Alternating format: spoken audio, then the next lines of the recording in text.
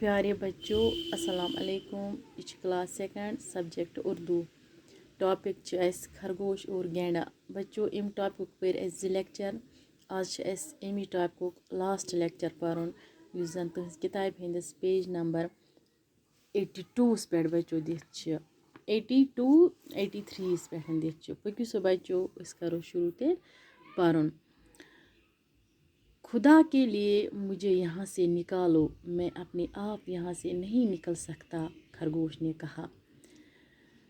ये गेंडा गेंडा वह खरगोश दपान खुदा सद पास कड़ मे ये मंजन तुम मे अंद अंद यह दोब दुतमुत बह हेक पान यह पार कर कहें, मे कड़ अम मंजन बह हेक पान अम मज नीर कहें। खरगोश अमिस वापस वथान दपान प्यारे दोस्त, ताकत ही सब कुछ नहीं होती, हर जगह ताकत ही काम नहीं आती, किसी जगह अकल भी इस्तेमाल होती है।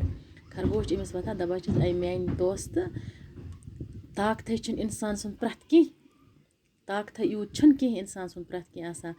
कुन जाए अकल पेवान काम हें, ताकत पेवान साइडस थावन, कुन जाए अकल पेवान लड़ावन, अकल पेवान काम हें। तो गेंडा खरगोश की बातें सुनकर बहुत शर्मिंदा हुआ और कहा। ये गेंडान खरगोश सज कथ बोज तो यह गो ज़बरदस्त शर्मंद। तो वोन बच्चों यह क्या गो शर्मंद, क्या यह खरगोशस निशन पन्ने ताकतुक अमिस गुरूर, यह पन्ने ताकतुक अमिस निश थेकान, बहुत यूत ताकतवर, बहुत त्यूत ताकतवर। ये पत अमो अंद अंद अमिस यह दोब हूँ दुतुक मंज बाग रोद युत, दोपस वह कर यह दोब पार यपोर, यह हेक न तरित कहें। पत वनहस दोपहस तवे अकल ताकत यूत प्रथ कह आसान कहें, कुन जाए पेवान अकल काम हें। खरगोश भाई, मैं बहुत शर्मिंदा हूँ, मैं आइंदा कभी ताकत पर फ़ख्र नहीं करूँगा। गेंडा वथा खरगोश दपान ऐ खरगोश भाई, बहुत बाया बहुत वारिया शर्मंद पन्निस मे ऐ ब्रोह कन थेकान पन्ने ताकतुक, बहुत तथ पे वारिया शर्मंद। तो बह कर आइंदा इन वलिस वक्तस मा कर बह जहें ते पन्निस ताकतस पे गुरूर फ़ख्र कहें। तो मुझे मालूम हो गया है कि जहाँ ताकत से काम नहीं होता, वहाँ अकल से काम लिया जाता है। गेंडा वथा खरगोश दपान मे लज वो पता, यम जाए मे ताकत सतन अंद कहें, तम जाए पेवान अकल काम हें।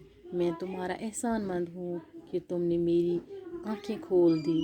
तो बहुत वारिया चोन एहसानमंद कि ऐ खुलायत मे अच वक्तस पे, नत रोज हा बह अथ धोखस मज कि बहुत यूत ताकतवर तो त्यूत ताकतवर। मे रोज पन्ने ताकतुक गुरूर, मे रोज अत पे फ़ख्र, तो बह गहा कुन सात अत फ़ख्रस गुरूरस मज मार ते। प्यारे बच्चों, इसलिए गस न जहें ते पन्निस ताकतस पे घुमंड कर, गुरूर कर। तो क्या कि ताकत यूत प्रथ कह आसान कहें, कुन जाए पेवान दिमाग ते लड़ावन, अकल ते काम हें। टाठो बच्चों, मे उम्मीद कि ये टॉपिक उस खरगोश और गेंडा, तो अम नश आसो तुह वारिया कह हेचमुत, तो बे आसो बड़ असल पटन तुह यह समझोमुत।